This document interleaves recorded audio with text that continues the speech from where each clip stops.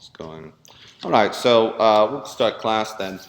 This evening is kind of a potpourri, kind of a miscellany things. We're talking about a few things in the church itself, which is actually fortuitous that we're in here. Some of the things we didn't cover on the sheet last week because obviously you can't cover and see everything in the building.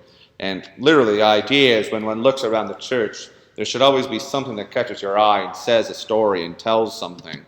One of the prominent things, of course, one sees when it is impossible to look in this room and not see a cross. Right? There's literally no place in which you can look anywhere and not see a cross. Every direction of yourself, you're sitting in a cross, right? Every single part of it speaks to that.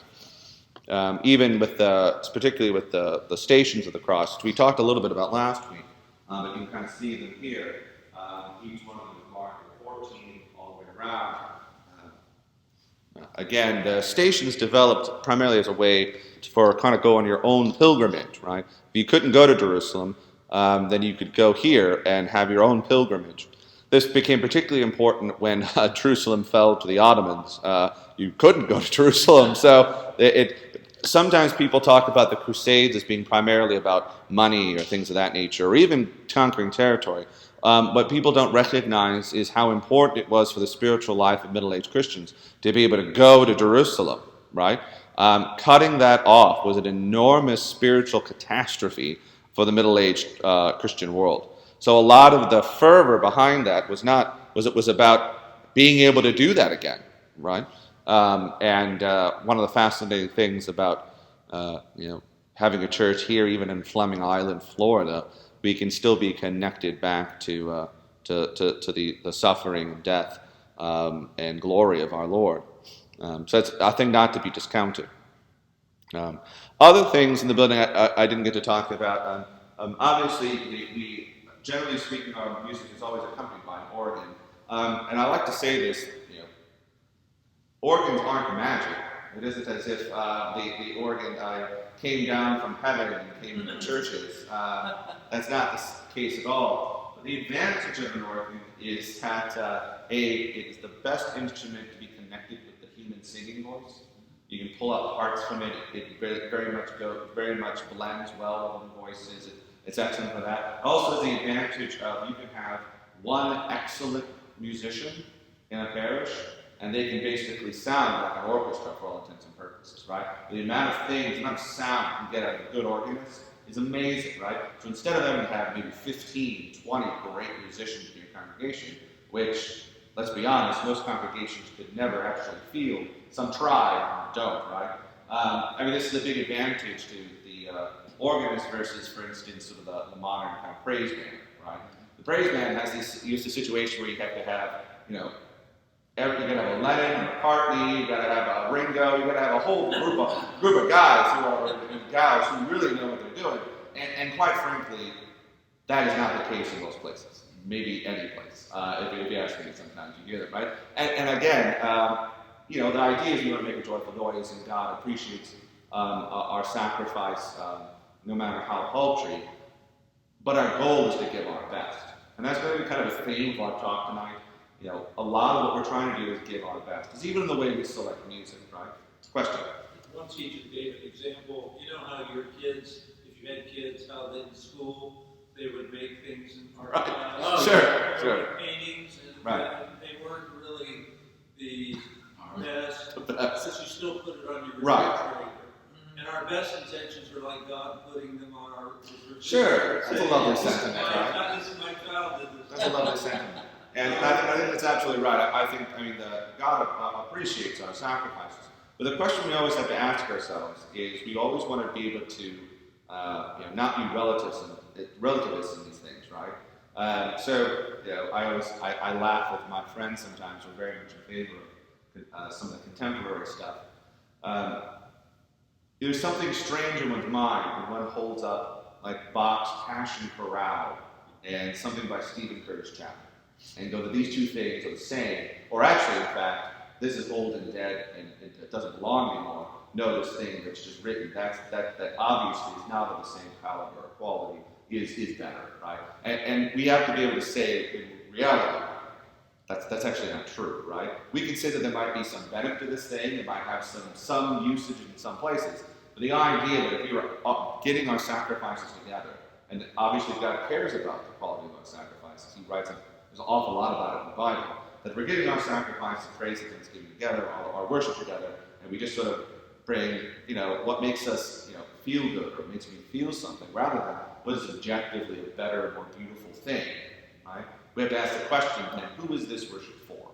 And the worship ultimately then suddenly becomes about us and what we like and what our tastes are in the moment, rather than what you objectively are one thing is just better than the other thing. And that might hurt people's feelings sometimes. And the problem is, too, well, maybe you don't have a church that can actually put together. Maybe you don't have that one really, really good musician. And that's one thing. But I can guarantee you, pretty much every church in the country, in the United States of America, of any size at all, can afford to have a good musician, right? What I found more often, including the organist at our own church, is she was classically trained, wonderful musician who was put to the sidelines so they could put amateurs on the stage, right? And that tends to happen, right? That's kind of batty. Like, you start to think about it, why? What is that? What's that about? And again, I think it's just a matter of us getting very confused about what the purpose of worship is. If the purpose of worship is just to give our best to God, then we can obviously look around and go, it'd be sort of like you've got, my daughter, who I love very much, and who I very much appreciate her pictures, and I love her little pictures more than anything, but I would never say that that's better than a Monet. Because if I did say that, you'd go, this guy's insane. Doesn't he know what's... the Sistine Chapel. Well, the Sistine Chapel, right? And there's something... We stop being able to understand that there really is a true and a good and a beautiful when we start saying, oh, it's all the same, who cares? A matter of fact, though, what makes something good is whether or not I like it, right? Or whether it makes me feel something, right? That's nonsense, right? The spirit in which it's offered is the important thing to do. Oh, sure, yes, indeed. In other words, what your heart is in giving it to God in your talents. And what's that direction? The direction always has to be from me to God, rather than, I hope this service makes me feel something this week.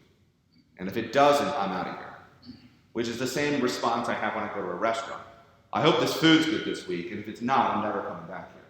Which is a very different relationship than the relationship we find in the Bible via worship, right? And that sort of consumeristic style is just inundated into American worship, and it's all over the place, and it's just terrible for us.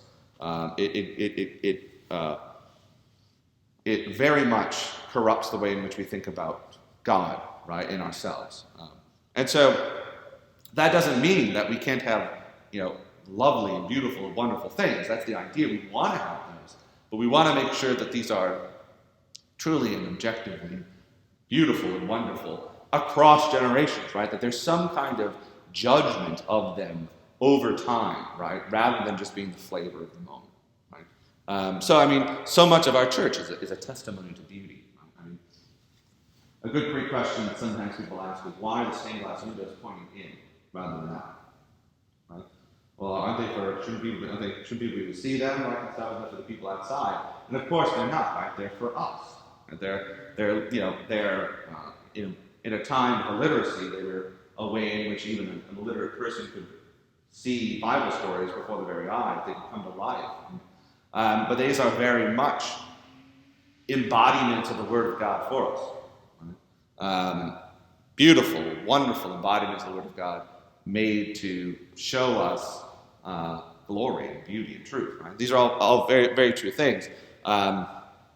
It's sad to see in so many, again, modern churches, they've done one of two things. They've either made the windows in such a way that you can't tell what they actually are, right? So there's kind of mangled things, and it's supposed to be all very, very, very artistic. But you can't. What is the thing I'm looking at? And I don't know what it is. That's not good. That's right. Like if it's self-indulgent for the artist, that's nice for the artist, but bad for the people, right? That's bad. Or they just got rid of windows altogether. Right? I mentioned the story of the Berean Baptist Church on 17 that was taken over by one of the hot new things right now, the Church of 1122. And one of the things I'm very excited about the idea that people are going to churches and hearing the gospel. What I just wish is that people didn't think they had to reinvent the way church worked, right? And again, with all the good things that can come from people getting it and hearing the Word of God, don't get me wrong. I mean, we should take to heart what Jesus says tonight: those who aren't against us are with us, right? But we should recognize that there are consequences for going, it's a lack of humility. I can reinvent things and do it better than the church has done for thousands of years, right? And so I mentioned that they did weird things, like got rid of all the windows and like got rid of the steeple and made it look kind of like an office building. And that to me is indicative of missing out on this glorious heritage we've given, because there's a false idea that this is kind of churchy or religious-y, and that's the thing that people don't want. That's the thing that's keeping the kids away, right? If only we could make the church less churchy, then they would all flock in, right? That's a false. It is false, right? It is wrong, right? And what does that immediately, the horror of that is that it then begins to say that it isn't the power of God and the Holy Spirit which brings people into churches. It's our techniques for grabbing them and bringing them in, right? It's our marketing and what we have out front that brings people in, rather than the Holy Spirit bringing them in. It is a lack of confidence in the power of word and sacrament. Shifting sand. It is shifting sand, right? And you're absolutely right. You never know what it's going to be. I remember even when I was a boy, I went to a lovely Baptist school. And 10 years earlier, you couldn't dance at their proms. By the time I was there, you would go to the dances and people would be bumping and grinding on one another. And it was fascinating to me to go, well, I don't think, I think there are good, fine ways to dance. I don't think that's the way one should dance. But I think a person can dance and it can be lovely and fine. It's just fascinating to me how far that reaction was to that. And then where does that go from there? And that's the thing that would very much concern me is in that environment, who knows what any of this stuff's going to look like in 20 years, 30 years. And what kind of stability does that offer to people who have devoted their whole lives to it? There's no continuity. No, not at all. I shared one time about Andy Stanley, and I love Andy Stanley, but I appreciate Sure. And just recently, he came out in the news that they are no longer continuing on in-person service. I guess Right. They're only going to virtual. Right. But I had to share with his prayer team, there was an email that in our prior Sunday school class, we would listen to his segments, and one of them was about guardrails. Yeah. And how, in life, you need to, for example, as a guardrail, I don't need to go visit Sandy without my spouse. Right. That kind of Sure. guardrail, right? And I absolutely reflected heavily on those lessons when we listened, whenever I was visiting you guys. Right. And so I said, interesting that you guys are no longer providing. That was the catalyst for me to actually shift. Right. By virtue of reflecting on guardrails, anyway. No, The irony of all that is fascinating. But again, I think it's the way in which God works a lot of times, right? I mean, as I say, it is amazing to me how the truth can even work itself out and through, muddled and weak men or weak organizations that are putting it out, right? I mean, I'm always going to quote Augustine, but St. Augustine has a great quote. He says, "The truth really doesn't need to be defended. It's a lion. Just let it out, and it'll take care of itself." Right? There's a lot of truth to that, right? We sometimes we gotta package Christianity just right so someone will like it. And no. We that confuses things. We don't have God on a leash. We're like holding God back. That's not how any of this works. God is the Lion of Judah. It's not something that we've got a hold on. There's that great line Lewis uses in the Narnia series that Aslan, as my wife says, the Jesus lion. Aslan is not a tame lion, right? He's dangerous. He's a little scary, even in the movies. He's a huge, scary lion, and that is a much better way for us. I mean, every time God appears to people in the Old Testament, every time an angel shows up, people are just terrified, right? It's not that they go, oh boy, God, and get a big hug, like, they're screaming. And, yeah, exactly. Like, no. None of that is, you see angels described sometimes, they're, sometimes you'll see on the internet, someone will say, well, we draw angels like, with wings, and they're very, very, very, very lovely to look at, and they certainly do show up in human form, right? That happens. But they're also described sort of in their, hard to say, natural form, as sort of revolving thousands of eyes and like wings everywhere, and these kind of, the writers are trying to like give you some, write down what this looks like and what this like, and it's just they have no words. They're just throwing things at you like it's bright lights, and so it's overwhelming even to them, right? So that sort of awe of God, rather than we just got to figure out the right way to market God, and then we'll get people in. And what that fails to recognize is maybe churches are small sometimes for a reason. That's not judgment of the word and sacrament. That's judgment of people, right? And if you tear all that down in order to get another body in a seat, it has shown our unfaithfulness rather than any unfaithfulness on God's part, which is just not what we're called to do. So, question. We had an electrician in the parish in St. George's in Columbus, Georgia, and he wired up the parish so that at midnight mass, he had the lights come on, and the window with Jesus, the nativity, would light up and shine inside. Holy smokes! And wow. behind the altar, he Yeah. lit up so it would all show up. That's wild. Yeah. So. That's something. Yeah. No, that's impressive. Yeah. Yeah, no, it's true. Well, that's one of those things where at night, obviously, stained glass was very hard to see. They're really kind of designed more for daylight. Well, and because the darkness has always been kind of a friend of worship at night too. But that's an interesting thing. All right, so moving along to a couple other things in here. So I didn't talk last night also about the Paschal candle over in the corner, large candle. We have a new. The Paschal candle is blessed every Easter even, right, for Pascha, the Greek word for Easter. And the Paschal candle is lit on Easter even, and then marks the beginning of Easter. We sing almost 2,000-year-old prayer, the Exultet, which is a long, sun-chanted prayer to celebrate the new candle and the salvation of humanity in Jesus Christ, and also in preparation for the resurrection. Once the candle is lit, technically Easter started. So I always tell people that if they come to that service, they can end their Lenten fast, and they have whatever they want. At St. Stephen's in Athens, they do after the first Mass of Easter, which you can technically do at night after the vigil. They have wine and cheese and the whole thing. They have to celebrate, but it's lovely. So the Paschal candle, as you can see, it always has the year on it. It also has the cross, Alpha Omega, obviously. This is has to be beeswax, which we'll talk about. All the candles have to be beeswax, because beeswax are the nicest candles. It's a symbol of getting the best for God. It also has the brightest, cleanest light. You could put waxes, you could put all sorts of weird things in them. And they didn't stink. The beeswax candles smell very nice as well. So by church law, the old laws, you have to have at least 51% beeswax candles. You can't skimp on the beeswax. And as a matter of fact, in the Exultet, the prayer for the candle, we mentioned the bees that made the candle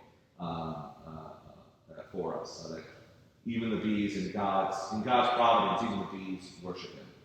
Is it designed to burn down? Yes. So what the idea is, so generally speaking, you tend to not want to let it burn down beyond about here. But the idea is it burns for 40 days. So from Easter even all the way to Ascension. So after the Gospel and Ascension Day, you put it out, and that's the official end of the Easter season. Now, in the old churches, and you can still see this occasionally in Europe, you have massive candles, and they light it, and it burns the entire 40 days. They never put it out. What we tend to put it out at the end of the night and light it again during the day. Little secrets as we come in, it's lit. But again, it's a nod of tradition. But the cost of having a candle like that wild. You can buy a car for basically a candle that size. These candles are very lovely and very well done. Yeah, it's put away at the end of the 40 days of Easter. It's brought out for two other times. It's brought out for baptisms and funerals. The other times Is it's it brought out. reconstituted then? Like the So once it's done, we tend to save them in case of an emergency. So theoretically, if, like, for instance, you had a candle break on it or something, you could bring one out of retirement and reconsecrate it and use it again. But yeah, no, it's a tremendous amount of wax in itself. Those are 100% beeswax, and they smell quite lovely. But yeah, so that's again for obviously the connection between baptisms and funerals, of course, is the reminders of the resurrection. Again, they're constant reminders that the only hope of we talk about being baptized to the death and being connected to Christ's resurrection, and of course in our funerals, in the burials of the dead, we're also very much looking forward to the resurrection. The only comfort in a funeral is the resurrection. And you have the nails in it too. Indeed, yes, those are incense nails that are put in, and that's all talked about in the Exulset prayer. You can pray about those, and we chant that here, St. Michael's. Ours lasts about 2 years. It kind of depends on how they burn, because as I said, we have services every day, so we burn them every single day.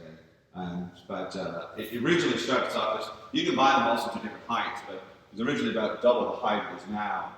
It actually barely fit underneath here for the first season. Then we tried to use it for a couple of years, but it just kind of depends. Hi, see. 92. 92, very good. On your test. Very good. I'm glad to hear it. I don't understand a scale where 85 is not passing, or is passing, but it's a strange. My goodness. Hardest test I think I've ever taken. I think it's harder than my regular state boards were. My goodness. That was Well, 30 years ago. that's a lovely thing. I'm taking an oncology nursing certification course, which is very. I imagine. No, I'm sure. Guys. Yes, Oh, we were talking more about church appointments and sort of miscellany items in here. yes. 2 cookies. No, you're perfectly fine. No. I'm very glad to hear that you did well. That's an answer to prayer. Yes. So a couple other things over in this corner. This is generally this is obviously our baptismal font, our baptistry. A thing about baptismal fonts, I sometimes, again, this is the thing that will make my Baptist friends crazy, because it has to be full immersion or it doesn't count. But like a great question to ask, for instance, is in Pentecost they baptized 3,000 people in the middle of the town. Where did they do that? They were at the River Jordan. I mean, there's all sorts of examples in which baptism is a symbolic thing. And, what makes it the right listed and valid is that it's done in the name of the Trinity and that it uses water, right? And so this is, as I say, our baptismal font is here. This was actually rescued. This was half underground and was thrown away and was found and rescued. It's a lovely, lovely piece. It's stuck there in the ground. You can't really move it. But the idea is that in some churches, the baptismal font allows to be in the front there. When they were doing the design, they were afraid it'd be a bit of a tripping hazard there. But that's why we have the little fonts there, usually where someone we're usually filled with holy water to remember their baptism. They're obviously empty right now because of the COVID stuff. Usually we would have that out. Yes? What do you do when you argue against the Baptists? You said you have to be fully immersed. Well, one of my favorite jokes, Presbyterian thing, who also there, of course. Don't baptize. Well, for one thing, there's certainly a biblical case, obviously, in which, for instance, Ezekiel will talk about the sprinkling of the water on us as a sign of new life. And also the idea that no one thought that this was a thing until the 17th century. So you have to be pretty sure about something to think that 1,600 years of people were wrong. We're not anti-immersion, right? We think. So really, it isn't until the Baptist movement in the 17th century that this really becomes not the Anabaptists, this was the Baptist movement that this really becomes a thing. And again, we're not anti-immersion. Immersion is lovely and beautiful symbolism. But again, the idea here is that the valid element. I mean, this got so bad, like people like in deserts and things, right? How did they do this? Like you could even use kind of moist gravel was one of the things in manuals for this. Like so, you kind of moist gravel you could put over someone to baptize them. Like so, you just can't get the water to immerse them; they're just done, right? I think this just shows a lack of, it would be charitable, but again, I think it's a lack of faith in the power of God. Like, we don't do this thing exactly right, or we don't do this thing in the exact way in which it was done some of the time, then it somehow lacks its authority.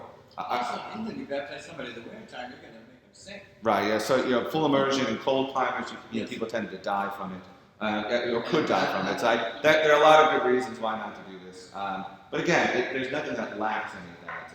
And as I say, with my Presbyterian friend is a joke where he's talking about Baptists and he says, well, does it count if the person is only put in the water up to the top of their head?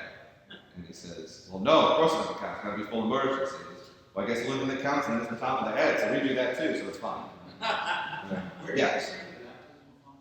So it was actually a trash dump, and it was half buried, and my predecessor and another man dug it up. In the dump? Yeah, it was just kind of just been thrown away, and so they were able to So save you it. don't know the origin. No, we don't know where it originally came from, and so they were able to save it and restore it. You would never know it. It's quite beautiful, but yeah, it's a historic font.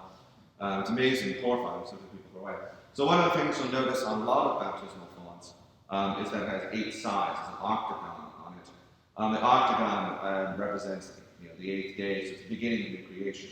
So God creates the world in 7 days, 7 days he rests. And then the 8th day is the 8th day of new creation. Baptism is a representation of us being connected to the new creation of Christ, right? So so that's why oftentimes you see an octagon on this. A lot of fonts. That's why they have that. New creation begins in the regeneration of baptism. A few other things over here.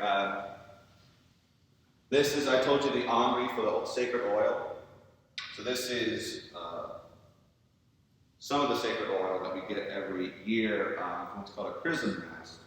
It's basically oil blessed by the bishop ordinary. And then it's used throughout the year for various circumstances. As a matter of fact, there's even an oil you can theoretically bless for making sovereigns, which doesn't come up very often. But so you make a king of England or a queen of England, really of Christian nations, you anoint them. So if you've ever, I think Queen Elizabeth was the last one. When she was anointed with oil, one of the oils she's anointed with is oil that's blessed by the bishop. Same way for confirmations, you're anointed with oil, which is kind of a really cool thing.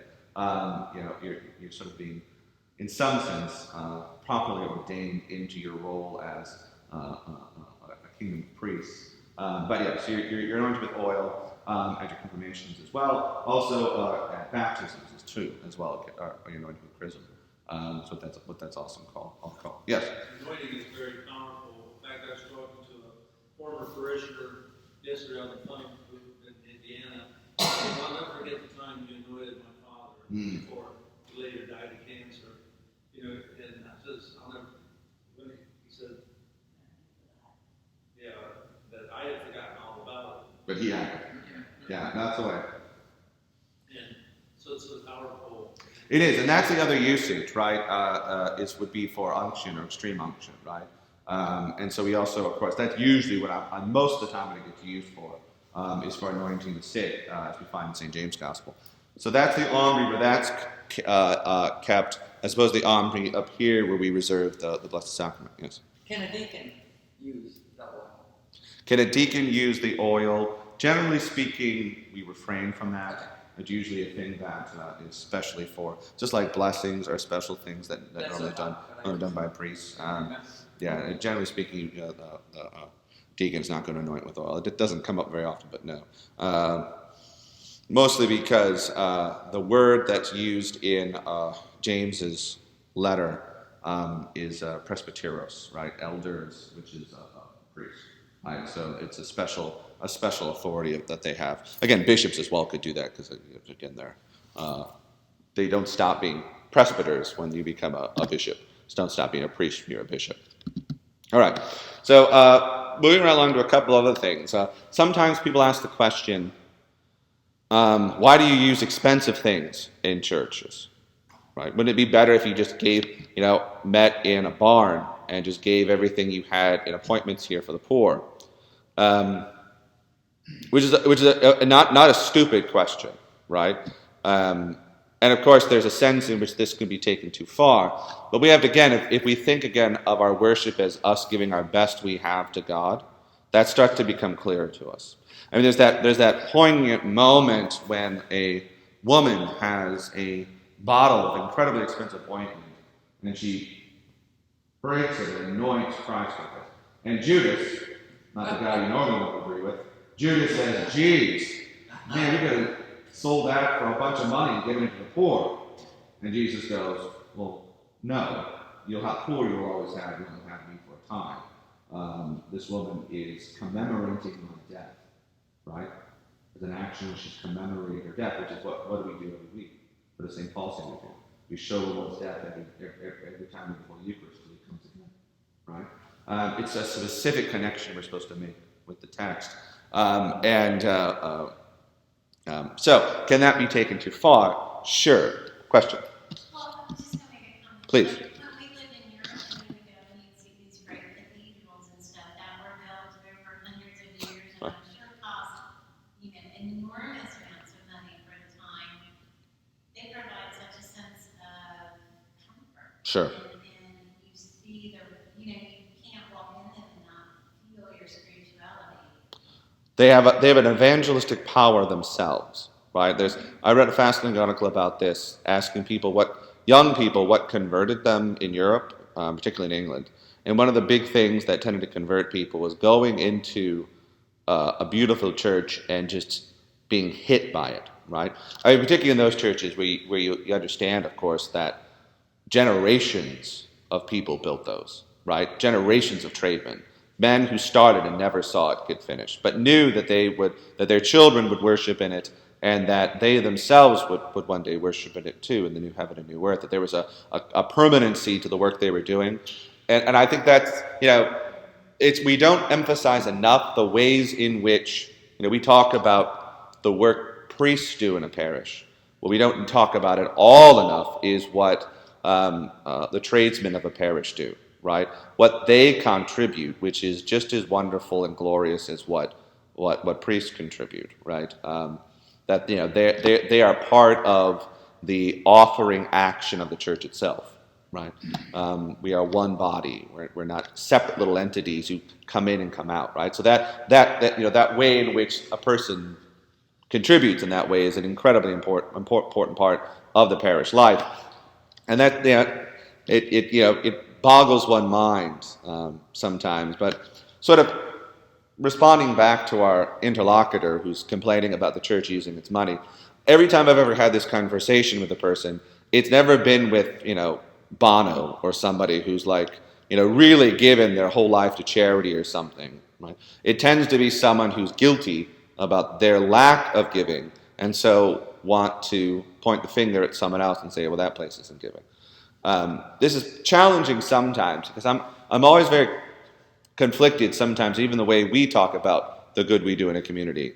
There's a certain sense in which Jesus doesn't want us sort of shouting from the rooftops about all the good we're doing, right? There's a sense in which that the reward we get, as he says in the Sermon on the Mount, is in secret because our God who sees in secret. So there's a lot of things I don't talk about that the church does for that purpose.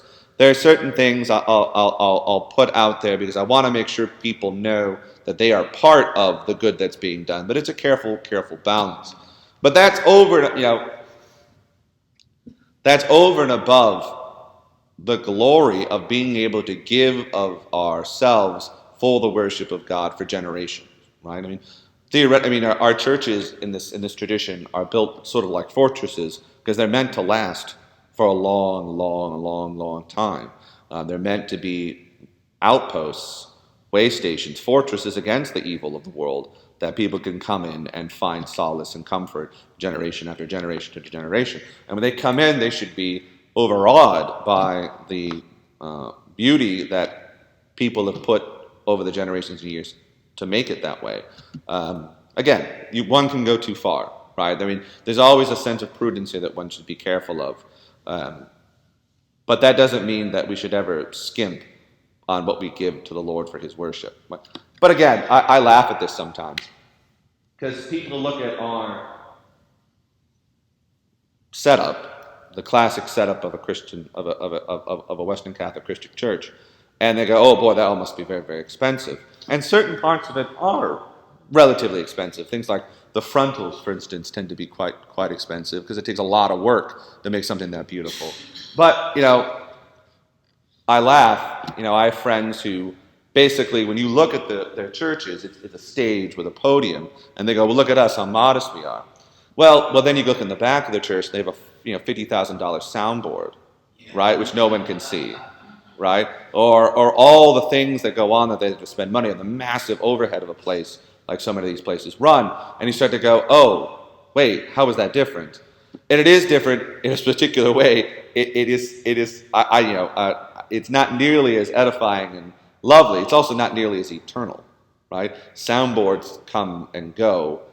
We're pretty much going to be using those candlesticks until Jesus comes back, right? We're going to be using that altar until Jesus comes back. We're going to be using all these things up, and they all could be here for as long as they can hold together, right? Which is true of all of us, right? We're all going to be here as long as I can hold together. We'll be here, and then we can be replaced. But there's a constancy in all of this, which is just irreplaceable, which is lovely and a wonderful, wonderful thing. Because you could really give something here and go, yeah, that'll be here for generations and generations and generations.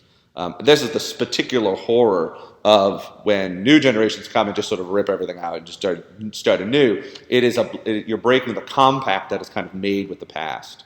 What G.K. Chesterton called the democracy of the dead is tradition, right? Tradition is the democracy of the dead. He has this wonderful thing where he says, how strange it is that we think we have a more vote in what an organization should be like just because we're alive.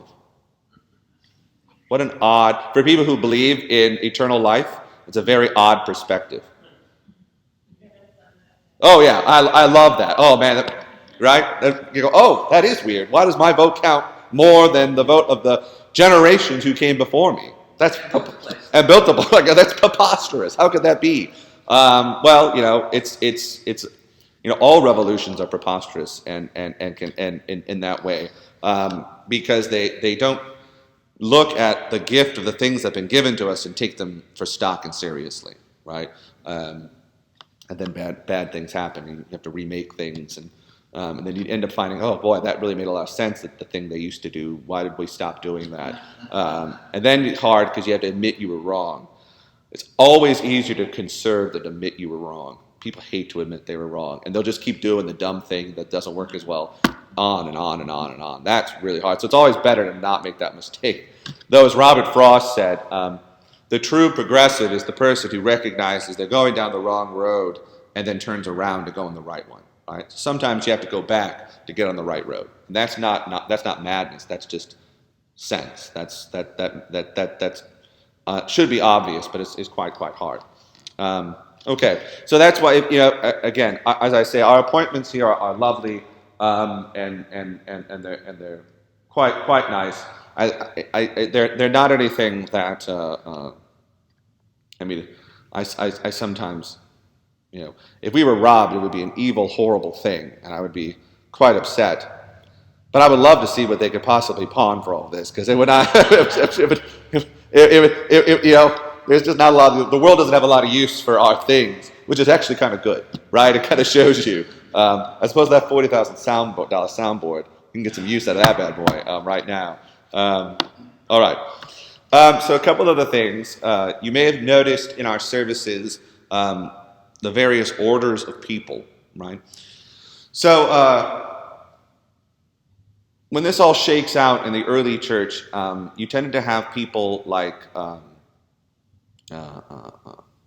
the acolyte, the exorcist, the precentor, sort of jobs right now that we'll go through some of them, Of course, exorcisms still happen. That's a thing that still is done.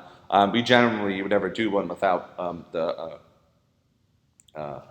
counsel of the bishop ordinary. It's not something you just go cowboy in and start getting hot on, something like that. But people can still be possessed. I'm kind of shocked that people don't think this is a thing, judging by the way people act sometimes and things they do. We have to be careful not to, imagine that there's a devil behind every rock or some such nonsense. People do sometimes just have grave mental illness that has nothing to do with a demonic possession. But anyone who's ever, if you scratch this far, it's not hard to find horrifying, incredible cases in modernity of this. Interestingly, in Africa, this is a very big thing. Partially because people are still fairly superstitious there. So you might say, well, this is just people's rank superstitions. But again, our enemy is a very subtle and powerful foe. He knows that will have power over people there and cause them to be afraid. Whereas here, it's actually just much more effective to just hide a lot of times, to make us to believe that he isn't there. It's a subtle, much more effective way in our context to confuse us and to make us docile and not recognize that he's there and that his army is there. Now, as Christians, of course, we are connected through word and sacrament to the King, the strong man who ransacked the devil's house. Right? We have no need to fear the devil at all. St. Peter says he's a ramping, roaring lion trying to devour people, but we shouldn't be afraid of him, right? But that's sometimes easier said than done, but we should always remember that he is a defeated foe who can't hurt us, right? He doesn't mean he can't hurt anyone, and it doesn't mean that we can't get caught up in his machinations and some destruction be done to our physical bodies for a time, but he can't hurt us, he can't destroy us, right? I know that Luther supposedly threw an inkwell against the wall, tell the devil to get out of hell. Well, it was hard for him because even his monastic cell, the devil found him, right? Mm-hmm. This was a thing that he kind of assumed that if he ran away, or I don't want to say ran away, if he devoted himself fully to the spiritual life in a monastic cell, that he could get away. And the idea was that he could maybe get away from him, but what he found was that was not the case. He could find him anywhere, and that's true, right? But again, we don't want to sort of become morbid in this and sort of become looking, constantly worried about devils. As a wise old priest once told me, we are warned about sin, the flesh, and the devil. Most of the time, it's the flesh that we have a problem with, right? It's our own weakness. It's our own love of sin. The devil's busy. He's got a lot of stuff going on. He can't be everywhere at once. He's a creative being. He's not. He can't be immanent like God can be. He can only be one place at a time. Now, he's got humans, right? He's got demons. A third of the angels of heaven. That's probably a pretty good number, right? But I mean, remember, we're just like Elijah, right? I mean, those who are for us are much more than him, right? We've got 2/3 of the heavenly host on our side, right? I'll take Saint Michael, right? And this church is devoted to the one who has defeated him and will defeat him, who will put a spear through me, right? So I think Saint Michael particularly has done that in his church. Moses' body, and basically Michael even said, "The Lord rebuked you." He didn't even try to deal with Satan. I mean, the devil. You remember when they were arguing over the body? Sure. The apocryphal story, yes. The angel basically said, "The Lord rebuked you." He didn't try to do it. Because it's not time yet, right? I mean, it's we're anticipating the final destruction of Satan, right? With the spear through him. Both on our statue out front, you have the spear obviously going through Satan, and the rose window. That was actually the first stained window in the church. The spear going through the serpent, killing Satan. So yeah, if you've got Saint Michael and 2/3 of the angels on your side, can't be that worried. I think in 2020 in America has been one of the most powerful tools of Satan. Oh yeah. Yeah, no, I think that's right. I think there's just no reason for us to be being afraid at all, really, quite frankly. I mean, Megan was convicting me with this, my wife. Megan was convicting me with this week. Sort of just talking about how afraid we are to help people oftentimes because there's a possibility that something might happen to us. And, we read about in the Trinitarian this week, there's one of the doctors who works at our clinics walks 8 miles a day to get to the clinic to help people, both back and forth in Africa, right, where he could be waylaid and killed at any time, and no one would even know, right? I mean, he doesn't even think about that. He just says that's the thing he does, right? Whereas we have a completely different set of thoughts about all that, where if there's a chance I might have something go bad, then I'm not going to do that thing. Like if it's even a possibility, that's that was very convicting to me, and she's been kind of saying it all week to remind me. And I need to hear that too sometimes, because it's very easy to sort of forget that doing good is dangerous, right? That when Jesus says all this stuff about you got to lose your life to follow me, you can obviously take that too far and turn it into sort of trying to test God, right? That's not what you want to do. But you always want to recognize that loving this life more than Him is a sign of a real spiritual crisis. I think a lot of more people are in spiritual crisis than they imagine they are, because they've been taught that being in that spiritual crisis is just prudent, is just the way you should live, right? And that's challenging. That's convicting on me as well. So that's again, that's something to think about in our time. How serious that call is to us. All right, so a few other things in the space and a few other thoughts. Oh, excuse me, I'm going to tell you about our offices. So this sort of gets broken up. It's actually important to remember, we often look down on acolytes because we tend to use little boys oftentimes to be the servers. But in the ancient church, the acolyte, because of their proximity to the altar, was at a higher station than the exorcist, which you don't think about. The role of serving in the chancel is an incredibly important role in the church, and always has been. Now, what ends up happening over time is the East and the West diverge a bit in this. The East has sort of a sub-diaconate that does some of those other jobs. In the West, in this century, Rome sort of broke this down into sort of server and reader, is really the way you'll find it most Roman Catholic churches. What do you think of them starting to have the girls as acolytes? So let's talk about that. Let's talk about why we don't do that, right? We don't do that because the biblical ministers are bishop, priest, and deacon, right? So the ministry of the acolytes, the altar servers, either the lay reader, the epistler, right? This was a very important job in the age when not everyone could read, right? So the person who could read the Gospels, read the Scriptures out to people was a very important job. But his ministry and the ministry of the altar servers flows from the ministry of the bishops, priests, and deacons. It isn't as if they're their own separate little kingdom, right? So remember, we're only doing things that can be drawn from Scripture, right? We're very serious about being a scriptural church, and we certainly are, but that should be our guidepost. And so the ministry of the particular officers in the chancel flows from, just as my ministry flows from the bishop, just as the deacon's ministry flows from there, it flows us into them, right? And so they have a specific, the connection they then have to us has to be a reflection in an interesting way of the minister, the rector, the priest himself, right? And one of the things is, the way that works out is the same way you see this delineated in the apostles. So what is the authority of the apostles? Do they have authority in and of themselves? No, their authority is delineated from Christ, right?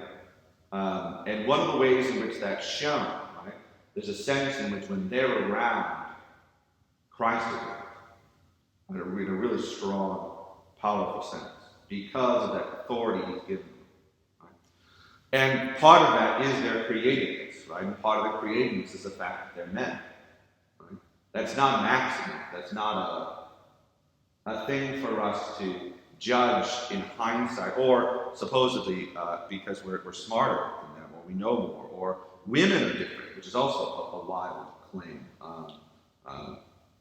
It's not a question of, as I've said again and again, of relative power, right? It is in a sense in which, because men are allowed the chance of being more powerful than women, because the dynamic of power doesn't exist in our church, right? It doesn't exist like that, right? This isn't a competition for spots. It is a competition for power, right? The closer you get to the altar, the more you have to die, right? The more you have to sacrifice. Right, so in some sense, you can make that like, yeah, I guess that's whoever, the closer you get up there, the more and more you have to sacrifice, the more and more you have to give. Right? I think there's a certain sense in which that goes up, but not how much more power or how much, how much better you are than anyone else, or particularly delineating between sexes. So that, again, the great thing about being a Catholic Christian is that you're always protected by the great weight of Catholic tradition on things, right?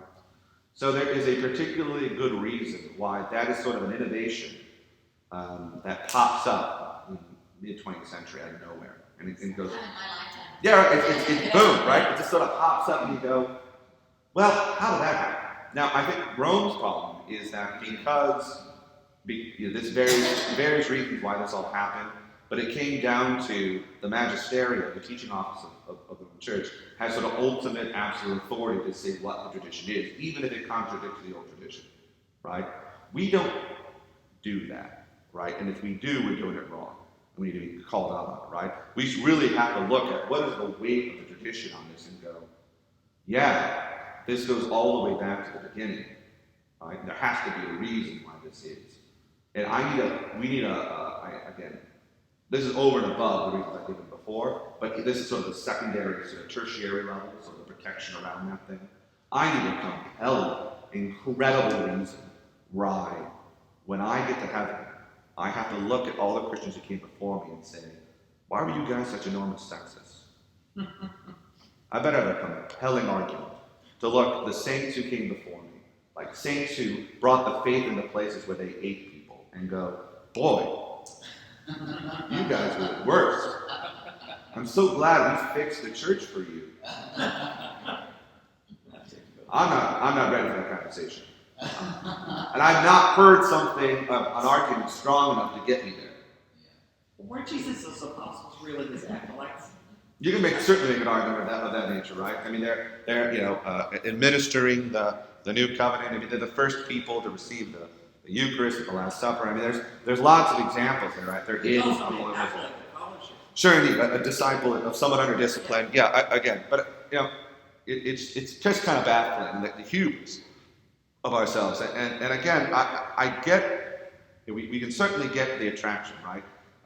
We want people to participate in things. We want things to be open to folks, and kids look cute when they're serving, and it all looks great. Well, why can't Susie serve? Are you a monster? I love Susie, right? Susie should be able to serve, and I love Susie too. But there's an issue where we have to say that we are particularly endangered in our own age to confusion about sexuality, down to our core, down to my core, right? That I'm just prone to it. It's in the air, it's in the oxygen. And that it is a gift to us that we don't have to make those kinds of decisions, right? It is a gift to us that we've been handed this deposit of faith, this tradition to us that protects us from doing boneheaded things. And there'll be other times in which something else will be the heresy of the age, or the strangeness of the age that we'll have to be protected from, right? And there are times it fails, right? So, for instance, sometimes people will bring up talks about slavery, for instance, is a great example of an enormous, dramatic, exploding failure of Christendom, right? But every time slavery fell, and really racism as an idea fell and was destroyed, was because of people finding the truth in scriptures, right? I mean, every part of the North Atlantic slave trade was illegal based on the law of the Bible, right? You can't, for instance, it specifically says you can't steal people and make them your slave, right? So, boom, sorry, it's all broken right there. But there are lots and lots of examples of this, right?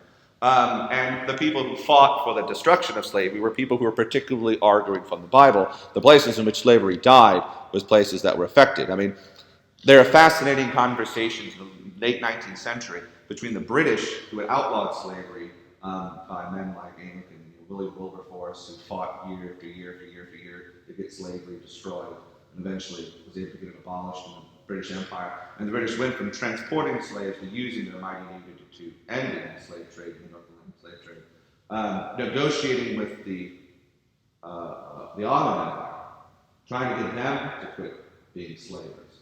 And for them, it made no sense. They couldn't understand why the British were giving up their slave trade. Why? Well, because the Quran has slavery and Muhammad had slaves. So it obviously was right. So it can't be a thing. Whereas a Christian cannot look at the Bible and find a space in which slavery is an inherent good or not a derivation of what it means to be loving. I mean, there's a great example of the book of Philemon, which no one reads, but they should. It's a great book because it's short. But it's that great moment when Paul is talking to Onesimus' slave master, Philemon, right, and saying, "I'm sending him back, but I want you to treat him as if I was coming back." Right? What does that mean? Pay off his debt to his Right. Yeah. If I brought you Jesus, right? So whatever debt you owe me, now apply to your brother. Well, what does that mean? Because you can't own Onesimus anymore. That's what it means, right? You can't own it anymore, right? So there are lots, and there's just lots and lots of examples in this. But again, that's application of biblical principle. The problem is so much of the late 20th century's heresies are going against biblical principles, right? Where you have to go against the Word of God, go against Scripture, and whenever that happens, we have to say no, right? We have to say no. And this again is one of those examples where we want to protect ourselves from the heinous lie that there is no difference between men and women.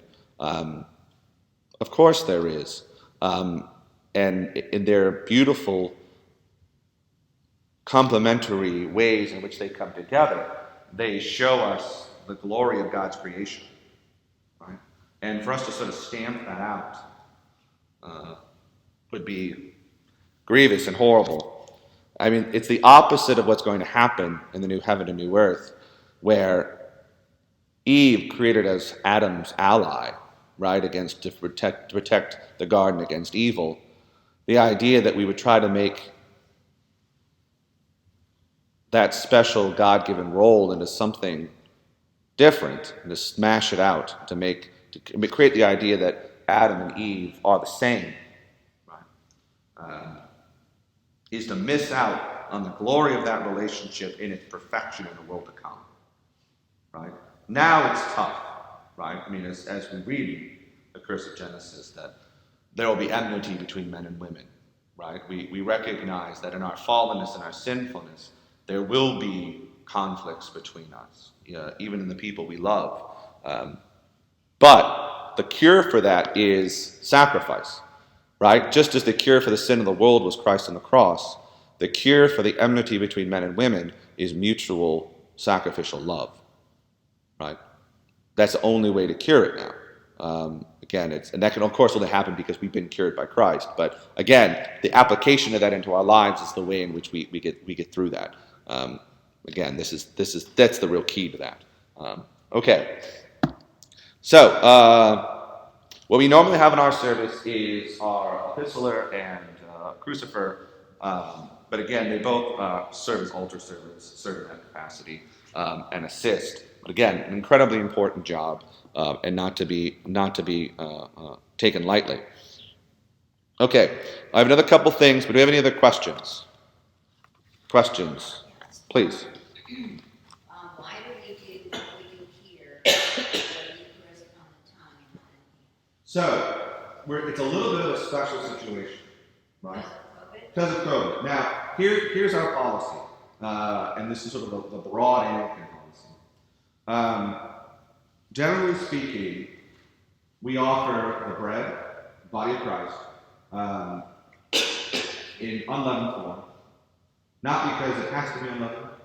It is a better connection back to the original, but it also is much easier to take care of, right? You could use, like the Eastern Church uses leavened bread, right? But again, they're a whole different thing. So for us, though, it's almost always going to be leavened post. Most of the congregation do receive it in their hand.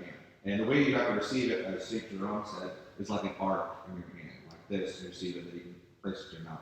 But we also, some members of the congregation prefer it on their tongue. So I'll do both, depending upon what the communicant would desire.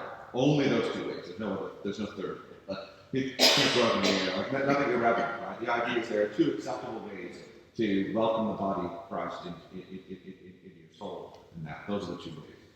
With COVID, we've been doing it on the tongue because it's sacred.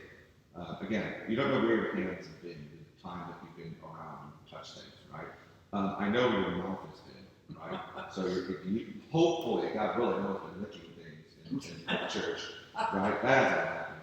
So that's why I sanitize my hand in between each person. So I literally have almost a layer of alcohol on me, and then I put the host, that's the body of Christ and blood of Christ. So now it is dipped in alcohol and now put in your mouth. So the chances of you getting sick are so tiny. I mean, really, quite frankly, I would be very confident in giving people a chalice, right? Because the studies on this, the high alcohol content with the metal, the chances that you've got virus in there are we had a priest who's a virologist who did studies on this himself personally. There's just the tiniest spot. But this is an even greater sense here. And again, I want to make sure that we do what we can to limit. No, another time. No, if a person would like it in their hands, and then I would say most people in the congregation generally do have On hands. my first visit, I received communion with a chalice. Indeed, yeah. That was when we were first kind of sort of finding our way through. Yes. And at first, I was. Then you said that stranger thing in the dark church, no way we're doing that. No. At first, I was reticent because again, I really do think your chances of getting something from the common cup to be tiny. Infinitesimal. However, I made the decision that for people's comfort, and that's a perfectly valid way to receive. There's no sense that that's valid, and it's for a period, it's for a season. The worst problem been to say we're just shutting it down, right? Altogether. This was mean as a way to make. If a person's uncomfortable at that point, there's just no way to ever make them comfortable. It's not gonna. Just to clarify, when COVID and all is over, if we receive the body like this, we do this, and then he gives the chalice. Exactly right. We do not ever. No, and some of that's for two reasons. Only I can intake that action. For two reasons, because I'm the administrator of the sacrament, not the communicant, and also it's a health reason. Again, no one knows where your hand has been. No one wants someone's hand going in the chalice, and also bad stuff can happen. But again, it's a simple thing. All administration has to come from me. That's, for instance, why we don't use Eucharistic ministers. Right, it's become a very common thing in a lot of places. All administration comes from an ordained person. So it's either going to be me or the deacon. Now, for instance, when we get back to normal, the deacon will administer the chalice. It's a very old practice. The deacon administers the chalice. We're kind of not, it's a weird time right now, so it's the way it is. But it takes a little bit longer, I know. But by our canons, unless I have an impediment by which, for instance, if I have like a terrible tremor, then an emergency, a Eucharistic minister could be used. But it really has to be something like, I actually just can't administer it because of some malady that makes that a thing. Otherwise, it's always going to be me. Right? And that's a protection. As I say, it has to be something wrong with me. And then what would end up happening is the Palsy or something. Something like that would be, again, they're not too big tremors to get old. Something like that, right? And then that would be when I couldn't administer the chalice. So then you would have one of the lawyers or one of the official of the crucifer administer. That's very rare. I mean, God, don't put, as long as you stay healthy, that should, God, I should never need that. Yes. Also, when you receive from the chalice, it's kind of nice to guide it. Yeah, so you guide can, it. again, that's certainly up to the person's preference. It is, yeah. So you can put your hand on the chalice to assist in that regard. That's all right.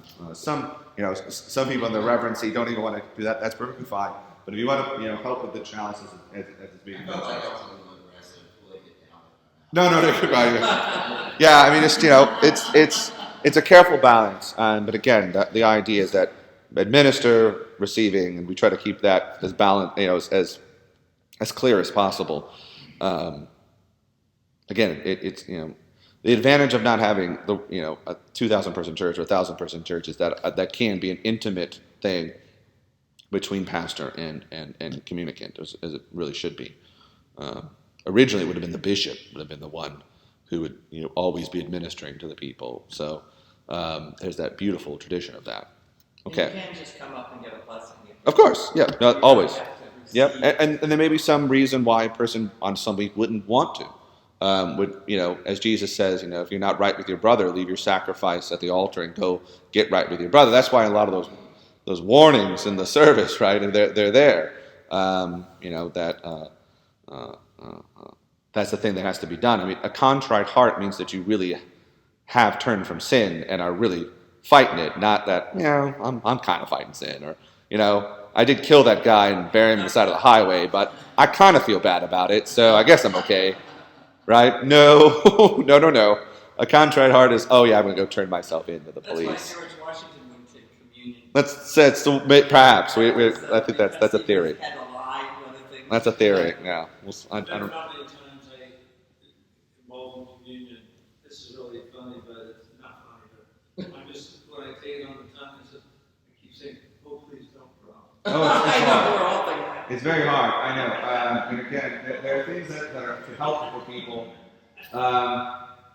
It's a weird thing. It's actually helpful when people stick their tongues out fairly far, which is odd. They feel like they're sticking their tongue out. Maybe some people don't do that. I'm very careful, and I've never dropped one. I say, "Oh God, please have mercy on me. Help me every week to go forward."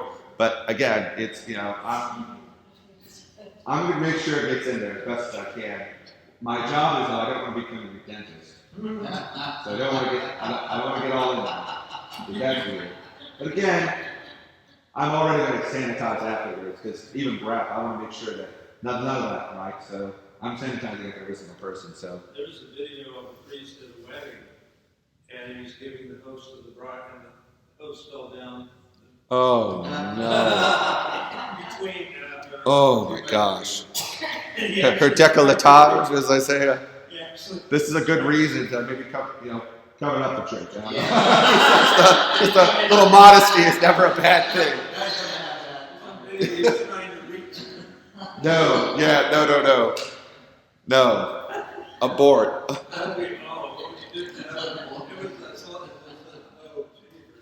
I hate hypotheticals.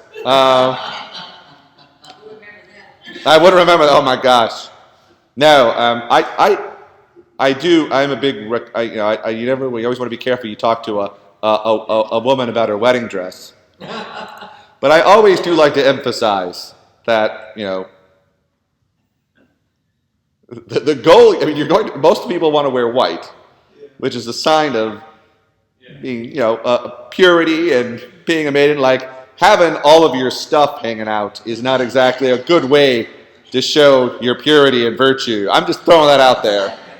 So there's a sort of a right, yeah. I mean, there's cross purposes there, like sort of like when the last not the like 2 royal weddings ago, the sort of the that kind of a dress. That's we're on the right path here, right? Something yeah, you don't want to show maybe not Princess Di's big huge shoulder pad, but anyway, we're on the right path. Just something that's modest and lovely, right? There's a sense in which that's for your husband. It's not for all of us, right? But that's a hard fight.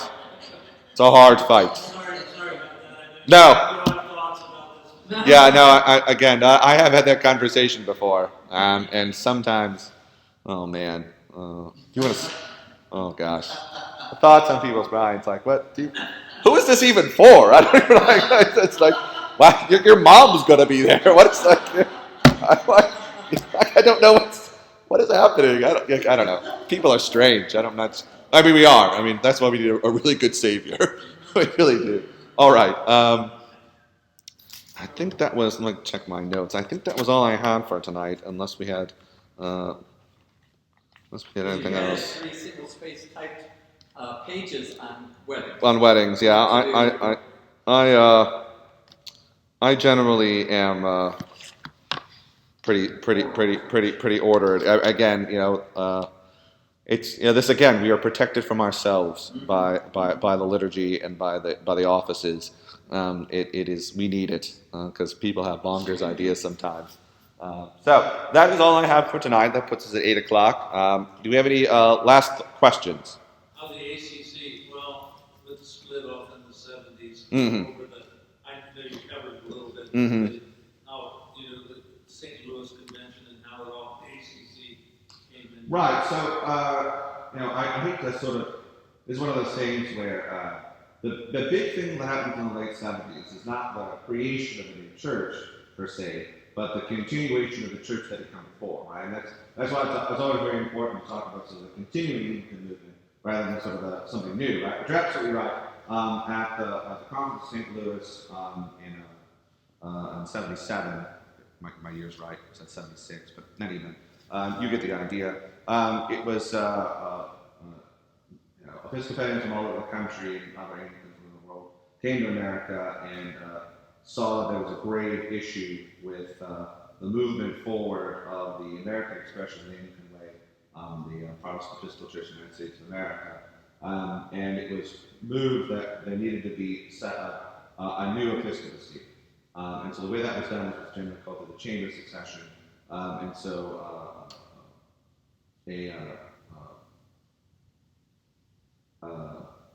he was consecrated by valid bishops of both the Anglican Communion, but also from the Old Catholic Communion as well. And so it was kind of, in some sense, kind of an ecumenical moment.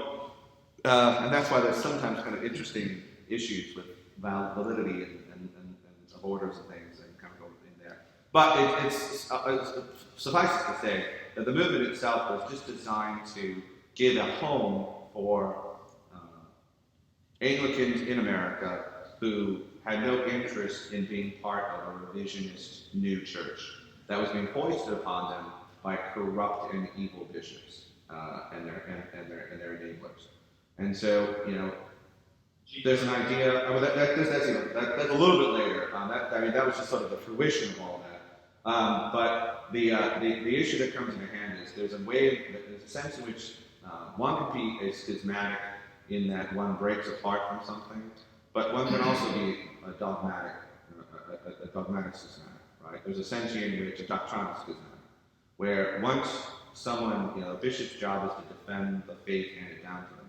Once they stop doing that, they've effectively renounced their own authority. Now again, one has to be very careful, very grave and serious in this regard, right? This is, you disagree with your bishop about something. That doesn't mean you just get to go, well, you're obviously a doctrinal schismatic and I have to roll.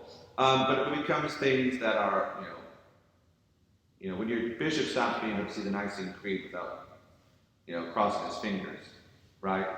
That is when you're in a grave situation in which, as a priest, are you assisting him in leading people astray? As a layman, are you being hurt spiritually by being part of this corrupt, evil organization? And there always comes a point, everyone has a point, in which that becomes the case. Don't ever believe, like, oh, no, I can never leave this place. No. There's always, there's some line that there isn't, my God help you, I guess, but, if there is a line, always, and so we have to know what that is, and make sure that it's scriptural, and it's not just because of our tastes or our likes, but because it just becomes a point in which this is no longer the church that was handed down to the men who were charged with taking care of it and honoring. And again, That's sad. That stinks. I mean, it was awful when the Episcopal Church of the United States of America broke apart and lost its mind. I mean, it's always tough when an organization renounces its principles and eats itself. That is always horrible and hard and awful. But it's not the end of the world. It just isn't. Christ is still on the throne, and we can't choose the times in which we live in. All we can do is choose, and pray that we will be faithful when they come. So that's all we're trying to do, and that's all those men were trying to do.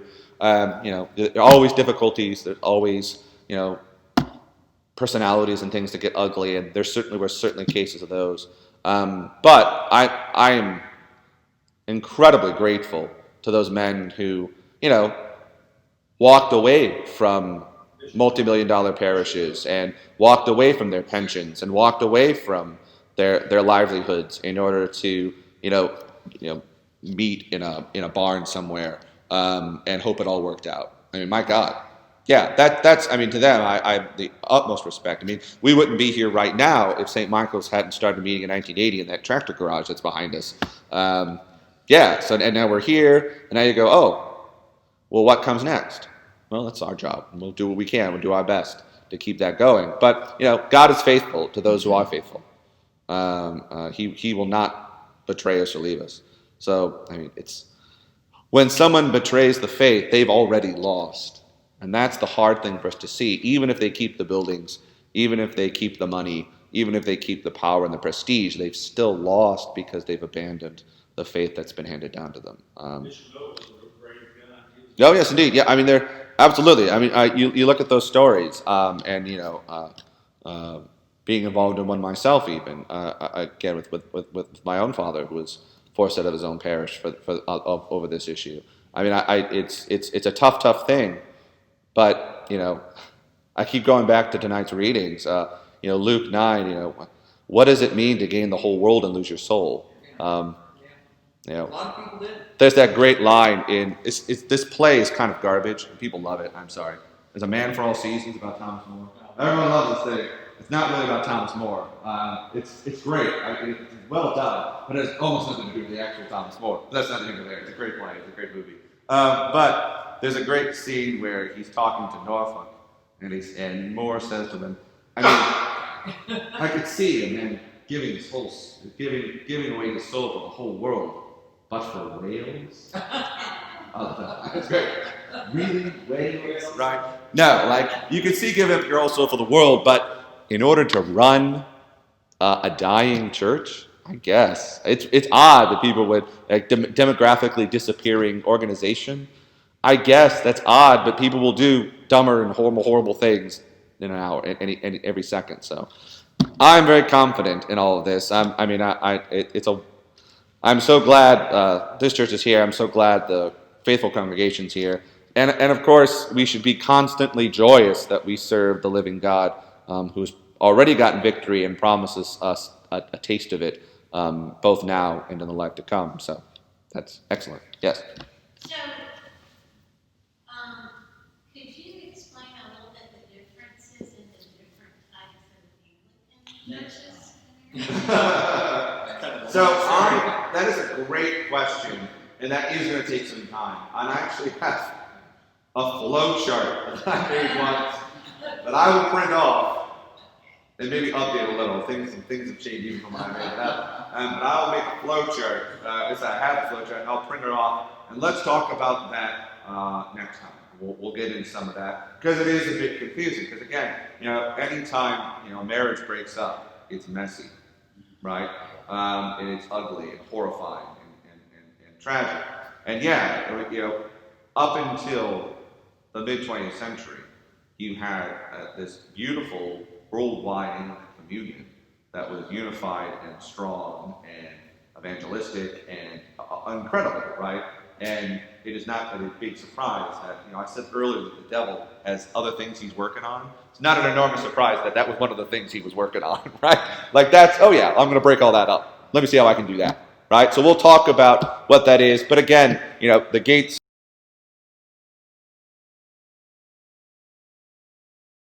But yeah, we'll talk about that. That's a great question, though.